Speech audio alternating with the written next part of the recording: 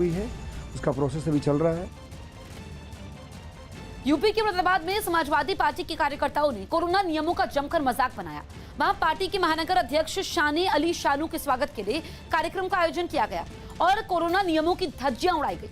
Samajwadi party के सैकड़ों कार्यकर्ता अपने और तमाम लोगों की जान जोखिम में डालकर शाने अली के स्वागत के लिए इकट्ठा हो गए। इस बीच ना तो किसी ने जरूरी दूरी पर ध्यान दिया और ना ही किसी के चेहरे पर मास्क नजर आया। कुछ लोग तो शाने अली को फूलों की माला पहनाने के लिए धक्का मुक्की करते हुए नजर आए। मामला इतने पर भी नहीं रुका। स्वागत कार्यक्रम के बाद समाजवादी पार्टी के कार्यकर्ता मोटरसाइकिलों पर सवार होकर शहर की सड़कों पर जुलूस निकालने लगे। हैरानी की बात यह रही कि इतनी भारी भीड़ इकट्ठा हो गई और वहां ना तो कोई पुलिस वाला पहुंचा, ना ही किसी थाने को खबर हुई, इसलिए किसी ने भी इन लोगों को रोकने की कोशिश नहीं की।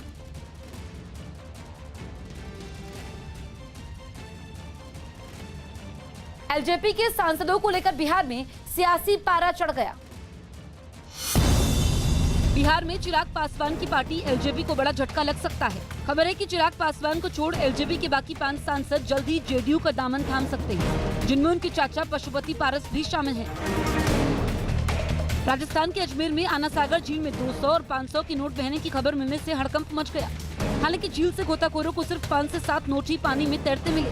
मामला सामने आने के बाद पुलिस ने जाँच शुरू कर दी। मध्य प्रदेश के दतिया में 2 मोटरसाइकिलों पर सवार 6 बदमाशों का आतंक सीसीटीवी कैमरे में कैद हो गया। ये बदमाश बीच सड़क पर हवा में फायरिंग कर इलाके में दहशत फैलाते दिखाई दिए। इजराइल में नई गठबंधन सरकार के बनते ही बेन्यामिन नेतन्याहू की 12 साल के कार्यकाल का अंत हो गया, जिसके बाद वहां के लोगों ने जमकर जश्न मनाया। वो पिछले 12 साल से लगातार इजराइल के पीएम के पद पर बने हुए थे। पनडुब्बी घोटाले के आरोप में घिरे नेतन्याहू के विरोध में वहां के लोगों ने कई महीनों से मोर्चा खोल रखा था। और यही वजह रही कि जब बेन्यामिन नेतन्याहू की सत्ता की समाप्ति हुई तो वहाँ के लोगों की खुशी का ठिकाना नहीं रहा। राजधानी यरूशलेम की सड़कों पर लोगों की भीड़ ऐसी उमड़ी कि वहाँ पैर रखने तक की जगह नहीं बची। वहाँ लंबे समय से इस इंतजार में बैठे लोग जश्न में डूब गए। नेतन्याहू के वहाँ के प्रधानमंत्री के पद से हटने का खुमार लोगों के सिर ऐसा चढ़ा कि उन्होंने बीच रास्ते पर ही पार्टी शुरू कर दी। नाच गाना भी खूब हुआ। कई लोगों ने गले मिलकर एक दूसरे को बधाई दी। वहीं खुशी के मारे कुछ लोग भावुक भी हो गए।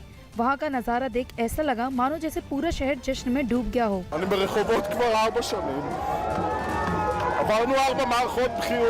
इससे पहले वहाँ की संसद में हुई वोटिंग में नई गठबंधन सरकार के पक्ष 120 में 60 जबकि विरोध में 59 वोट पड़े। कोरोना की दूसरी जांच ही नहीं बल्कि कोरोना को लेकर आई एक नई रिसर्च भी चीन के लिए किसी खतरे की घंटी से कम नहीं है। दरअसल कोरोना पर रिसर्च कर रहे वैज्ञानिकों के मुताबिक चीन कोरोना के नए वेरिएंट का हॉटस्पॉट बन सकता है। उनका दावा है कि कोरोना के इस नए वेरिएंट का इंसानों में फैलने का खतरा भी ज्यादा है।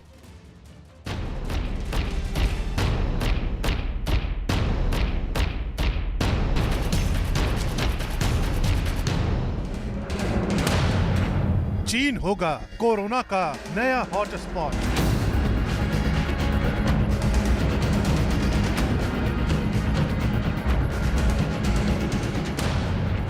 चीन पर नए वेरिएंट का खतरा।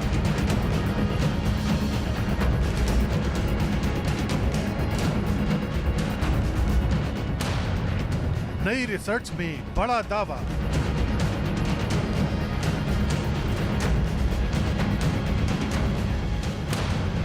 कोरोना चक्रव्यूह में फंसा चीन।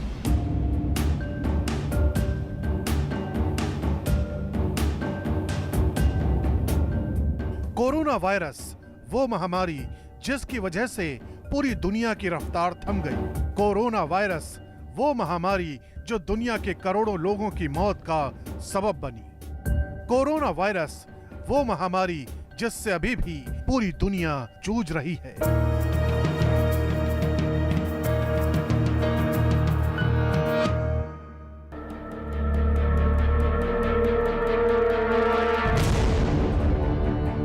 जिस दिन से दुनिया ने कोरोना वायरस का नाम सुना है, चीन आरोपों के घेरे में है। पहले दिन से चीन पर कोरोना वायरस को वुहान के लैब में विकसित करने और फिर पूरी दुनिया में फैलाने का आरोप लग रहा है। लेकिन चीन कोरोना को लेकर लगातार झूठ बोलता आ रहा है। लेकिन अब एक नई रिसर्च आई है जो चीन के लिए किसी खतरे की घंटी से कम नहीं है। नेचर फूड मैगजीन में छपी खबर के मुताबिक दुनिया के कई देश एक बार फिर कोरोना के नए वेरिएंट के हॉट स्पॉट बन सकते हैं और उनमें सबसे पहला नाम है चीन का। दरअसल university of California Berkeley, polytechnic university of Milan के शोधकर्ता कोरोना वायरस पर रिसर्च के बाद इस निष्कर्ष पर पहुंचे हैं कि चीन, जापान, थाईलैंड और फिलीपींस जैसे देशों में चमगादड़ों के लिए अनुकूल हॉटस्पॉट बन सकता है। इस रिसर्च के मुताबिक कोरोना के नए वेरिएंट के जिन हॉटस्पॉट की निशानदेही की गई है, उनमें से ज्यादातर इलाके चीन में ही हैं।